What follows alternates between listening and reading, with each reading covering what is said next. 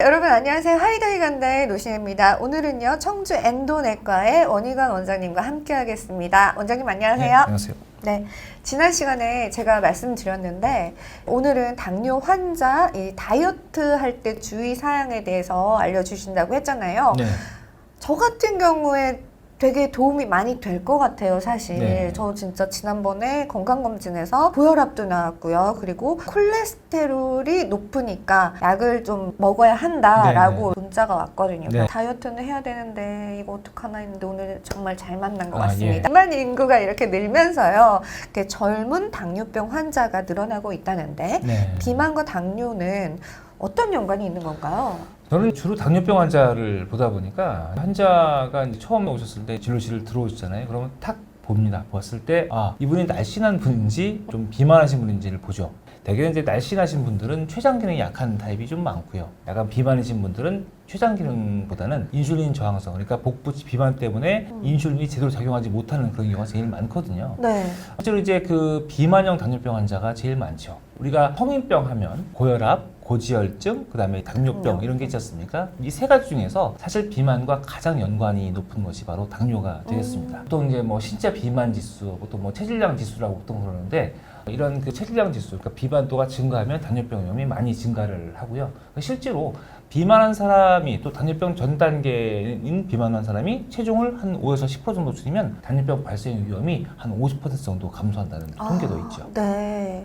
비만이 당뇨병이랑 제일 연관이 있다고 하는데 솔직히 저는 비만하진 않잖아요. 네, 그렇죠. 네, 근데 왜 고혈압도 있고 그러면 고혈압이 당뇨랑 같이 오기도 하고 막 네. 이런 거잖아요. 실제로는 당뇨병이라든지 고혈압 같은 경우는 사실 유전적인 경향이 가장 크기는 큽니다. 그래서 혹시나 내 가족들 중에서 부모님이나 또는 뭐 할아버지 할머니 중에 혹시 혈압이나 당뇨가 있는 환자분이 가족력 있는지 있어요. 사실 그 가족력은 사실 무시를 할 수가 없고요. 물론 정말 우리 노신 아나운서처럼 되게 날씬하신 분들에도 이제 유전적인 부분으로 인해서 이제 혈압이나 당뇨가 발생하신 분들이 많은데 되게 이제 고혈압은 조금 다르지만 당뇨병 같은 경우는 아까 이제 말씀드린 것처럼 마른 체형의 환자분들 같은 경우에 타고난 췌장 기능이 조금 약하신 분들이 있으시죠. 그렇군요. 그렇다면 선생님, 당뇨 환자인 경우에 네. 다이어트는 어느 정도 속도로 해야 적당한지 네. 너무 무리하게 하면 위험할 것 같기도 해요. 네. 네, 알려주세요. 네. 사실 먼저 이제 교과서적인 말씀을 먼저 드리면 연령에 따라서 젊은 분들도 있고 뭐 연세가 있는 분도 있고 그렇습니다. 그런데 보통은 적절한 체중 감량 속도를 말씀드리면 일주일에 0.5에서 1kg 정도, 1개월에 2kg에서 4kg 정도를 빼는 것이 이제 적당하다고 얘기를 할 수가 있죠. 네. 본인한테 맞는 적정 체중을 구해서 적정한 식이요법을 하면서 꾸준하게 운동을 하고 적절히 먹고 하면은 살이 빠지게 되는 건데 자기의 적정 체중을 구할 때는 남자는 이제 제곱, 키를 이제 미터로 계산해서 예를 들어서 1m 80이다. 그러면 1.8m 제곱을 곱해서 21을 곱하면 나오고요. 그다음에 여자 같은 경우는 자기 키의 제곱에 21을 곱하면 자기의 적정 체중이 나옵니다. 적정 연령이라고 하는 것은 업무 강도에 따라서 육체 활동이 거의 없는 분들은 킬로그램당 30칼로리, 네. 그다음에 보통 활동이 같은 경우에는 킬로그램당 보통 한 35kcal 정도, 심한 육체적 활동을 하는 경우에는 보통 킬로그램당 한 40칼로리 정도까지 보통 드시라고 해요. 비만한 당뇨병 환자분의 경우에는 그보다 좀 적게 먹어야 되겠죠. 그래서 킬로그램당 보통 이제 뭐 25에서 35kcal 정도를 드시게 해서 좀 덜 먹고 많이 움직이게 얘기하죠. 네. 그래서 평소보다 운동을 함으로 해서 평소에 내가 먹는 거에 비해서 보통 500에서 750kcal 정도를 더 소비하도록 저희가 유도를 합니다. 네. 예, 그런데 실제로 연세가 있는 분들한테는 너무 무리하게 살을 빼는 것은 조금 쉽지는 않지만 맞아요. 뭐 제 경험에 비추어 보면 저는 정말 진료실에서 환자를 보다 보면 킬로그램 몸무게가 뭐 120kg, 130kg 뭐 이런 분들도 꽤 많이 오시거든요.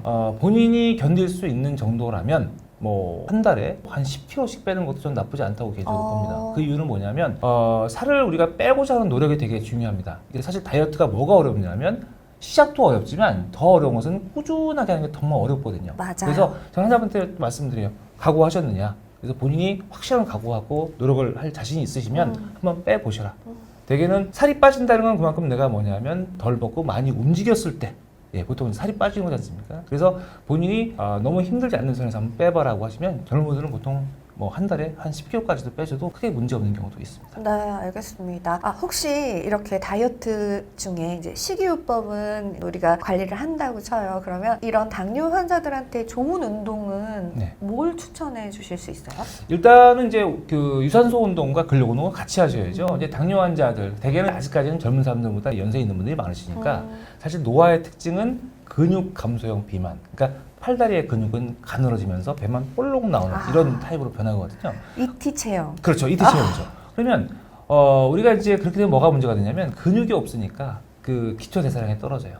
예. 그래서 근력 운동이 일단 뭐 필요하겠고. 그러니까 저는 보통 환자분들께 말씀을 드릴 때 유산소 운동과 그러니까 걷기나 자전거라든지 이런 것들 유산소와 근력을 보통 2대1의 비율 정도로 하라고 보통 제가 말씀을 드립니다. 네, 요즘 같은 계절에는 등산 같은 것도 괜찮거든요. 좋죠. 등산 같은 거 좋죠. 혈당을 정말 과도하게 제한을 딱 해버리면 저혈당이 오지 않을까 걱정이 그렇죠. 돼요. 네. 당뇨 환자가 다이어트 시에 저혈당이 딱 오면 네. 어떻게 조절을 해야 되는지도 궁금해요. 우선 이제 저혈당이 오는 경우를 먼저 생각을 해보셔야 되는데 저혈당을 얘기를 할 때는 혈당이 한 70 밑으로 떨어졌을 때 보통 저혈당을 얘기를 해요. 그런데 당뇨 환자분들 같은 경우는 조절이 좀 잘 되는 분들이라 치더라도 음식을 예를 들어서 당 성분이 많은 식사를 하셨을 때 식후 1시간 정도는 200이 되게 넘거든요. 그러니까 높은 혈당에 익숙해져 있으시다 보니까 네. 다이어트를 하시다 보면 혈당이 뭐 한 70, 80, 뭐 한 90까지 떨어져도 이 정도 혈당을 저혈당으로 느끼실 경우가 되게 있는데 그 정도는 사실 너무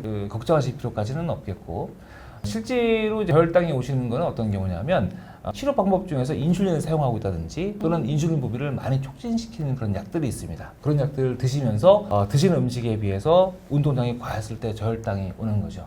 그러니까 저혈당이 왔을 때 먼저 하셔야 될 건 뭐냐면 물론 내가 먹고 있는 약이 인슐린을 과도하게 촉진시키는 그런 약은 아닌가 확인해 볼 필요가 있겠고 그렇다면 혈당이 어느 정도 조절되는 선에서 그 약을 빼든지 줄이든지 하는 게 되게 중요할 겁니다. 그리고 예를 들어서 젊고 의욕이 넘치고 정말 열심히 할 수 있는 분들이라면 약을 쓸 때 저혈당이 오지 않는 약들도 있거든요. 예, 그런 약들을 쓰고 환자분들이 어차피 중요한 건 당뇨병은 생활 습관을 본인이 교정을 하고 그것을 유지하는 게 중요하기 때문에 저혈당이 오지 않는 선에서 약을 드리고 그러면 마음껏 운동도 해보시고 네. 예, 또 이제 식사도 좀 줄여가지고 해보시라 말씀드리죠. 물론 그렇게 해도 평소에 높은 혈당에서 혈당이 떨어지니까 약간은 저혈당 증상은 생기실 수가 있어요. 네. 그럴 때 혈당이 예를 들어서 70까지 밑으로 막 떨어지고 그런다. 그러면 이제 당을 예를 들어서 이제 뭐 주스라든지 또 가벼운 스낵 같은 걸 드시는 게 좋겠지만 그게 아니시라면 한 80이나 90 정도에서 이제 저혈당 증상이 느끼신다. 그럼 저 같은 경우는 그냥 우유 정도 드시라고 말씀드립니다. 그렇군요.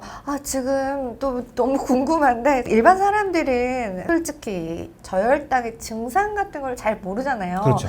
방송하고 힘들면 당 떨어졌다 그러고 뭐 초콜릿 단 거 이런 걸 하나씩 먹으면 조금 괜찮아지기도 하거든요. 네네. 저혈당이 오면 어떤 증상이 일어나나요? 혈당이 많이 떨어진다는 것은 네. 뭐냐면 우리 몸에서는 그것을 비상 상태로 생각을 합니다. 그러니까 이제 교감신경이 발동을 하면서 일단 식은땀이 나죠. 땀 분비가 되고 가슴이 콩닥콩닥콩닥 뛰죠. 예, 그런 위험하다는 사인을 보통 나타내는 증상이 나타나고요. 그리고 이제 혈당이 떨어지니까 기운이 많이 없죠. 약간 공황장애랑도 비슷한 것 같은데? 그럴 수도 있습니다. 어떤 건지 알 것 같아요. 네, 여러분 다음 시간에는요. 비만 당뇨 환자들에게 자주 쓰이는 경구 혈당 강화제의 한 종류인 SGLT2 억제제 계열에 대해서 알아보는 시간을 갖도록 하겠습니다. 여러분 이 영상 구독 눌러주시고요. 네, 좋아요도 눌러주십시오. 여러분의 댓글도 기다리겠습니다. 고맙습니다. 네.